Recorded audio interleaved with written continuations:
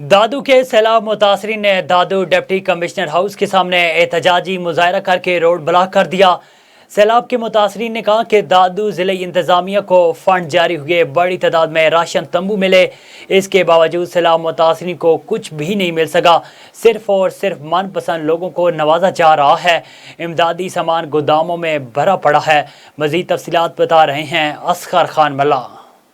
दादू के मुख्तार कर ऑफिस में यहाँ सेवा मुतासरीन ने मुख्तार कर ऑफिस के सामने एहतजाज किया है और ये रोड ब्लॉक किया है। अभी इनसे पूछते हैं कि इनका क्या मसला है, क्या मुतालबे हैं।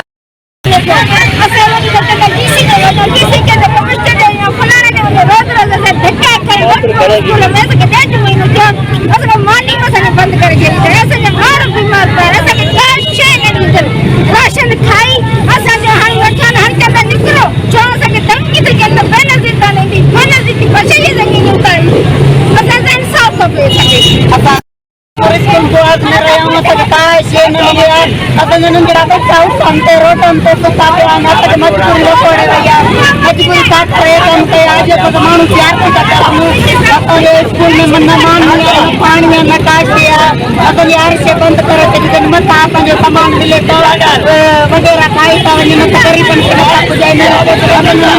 भूखा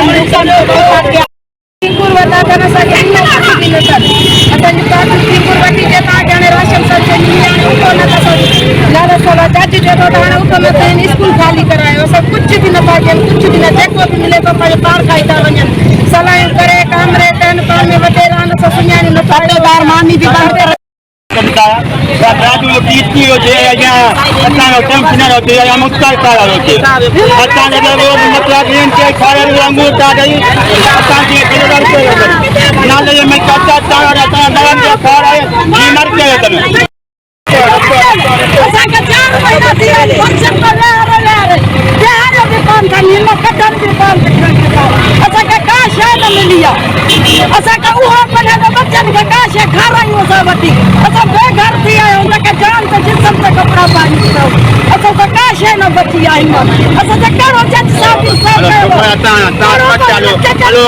चलो ऐसा ये सरकार सुनने का भैया ऐसा का इमल काश है नहीं